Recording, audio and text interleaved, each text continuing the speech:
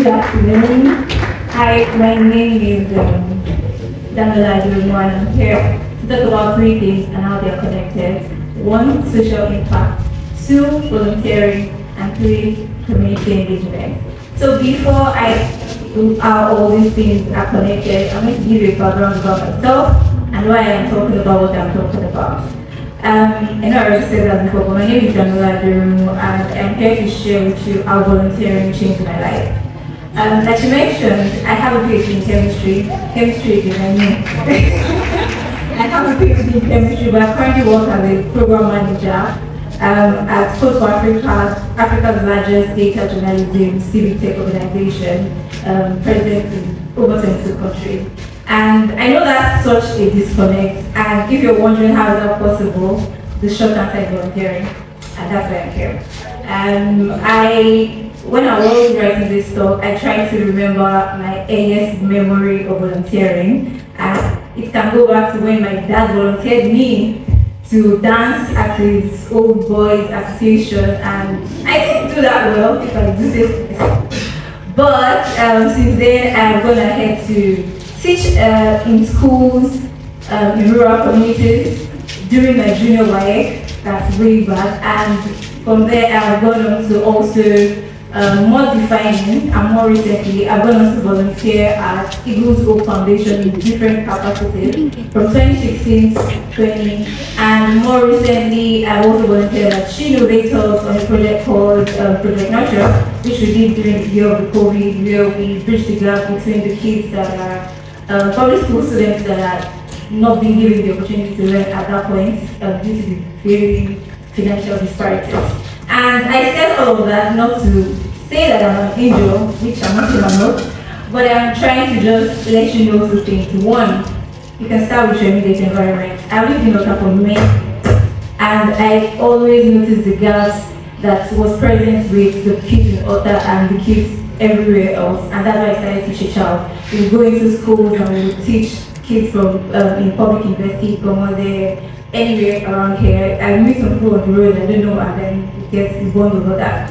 And I also want to say that your little can have an impact.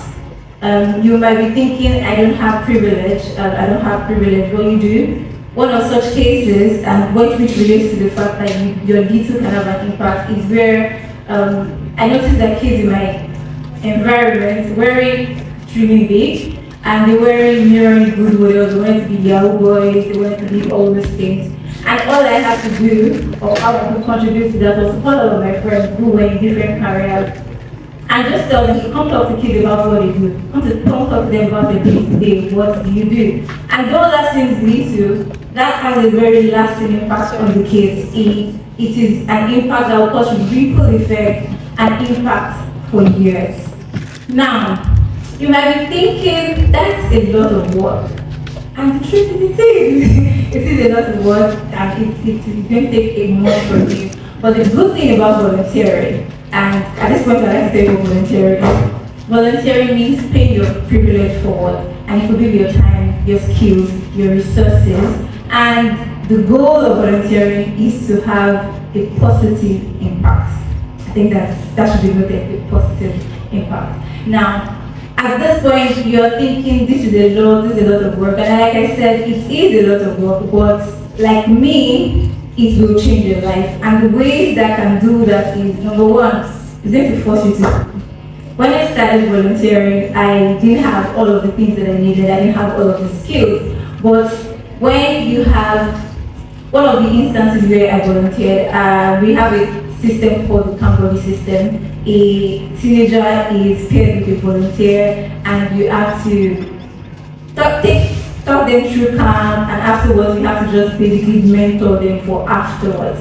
What that does for you is that when somebody is looking up to you, you always want them to like what they see, well, under normal circumstances. You would want them to see, and that forces you to grow. One of the defining moments for me was when one of my camp buddies from 2016, his name is Obaluwa, messaged me last year and said that it's inspired by the way I live my life. And that enough is a very fulfilling and causes you to always want to be a better person for them. Number two, you'll be happy. I love that you talked about depression. I'm not saying it is the solution to depression, but it will make you happy. There was a study that was done in the UK where data from 1996 to 2014 and over 70,000 people were surveyed. Their lifestyle was surveyed, their volunteering habits, and it was noticed that the people who volunteer, even if it's just once in a month, had better. They had better mental health. They were more happy. Now, this study was done in the UK, so I'm not going to say that it's the same thing here, but as somebody that has volunteered for many years, I can tell you for free that the feeling of having a positive impact on somebody's life, that is a very positive thing. Number 3, you will learn new skills. I know I have mentioned that before, but I'll just say you will learn new skills. I'm going to tell you a secret. When I did start volunteering, I didn't have all of the skills. You learn on the job. What you need is a willing heart, a heart for people, and a yearning for excellence in all that you do. Those things will force you to be a better person to do the work that you need to do. Now, next, you will build empathy.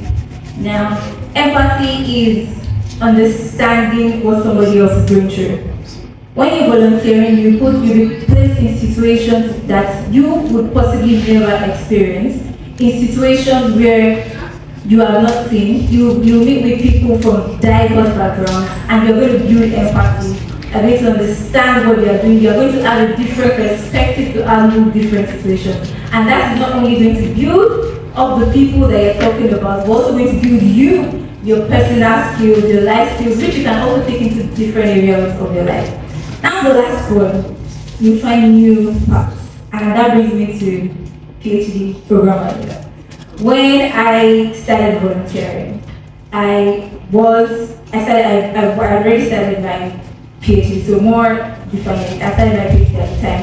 And I had no interest in being a program manager. But one of the events where the program manager at the event had to leave because of work, and I was forced to be in their position. Not forced, I did it willingly.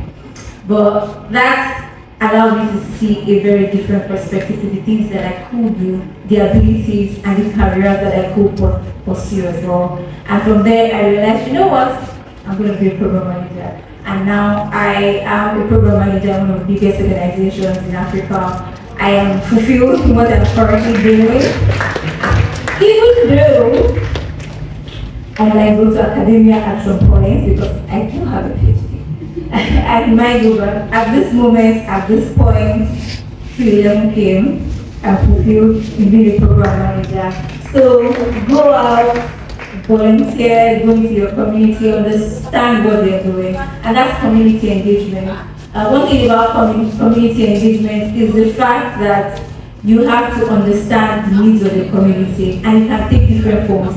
It might take you going to meetings in your community, going to your neighborhood projects. I know we like to say there's a spirit of individualism that we have developed as young people, but you need to go into your community, because when you need to do projects, when you need to handle projects, they don't see you as a stranger, they see you as a familiar figure that they can support. So I implore you to go into your community, volunteer, and change or save your life. Thank you.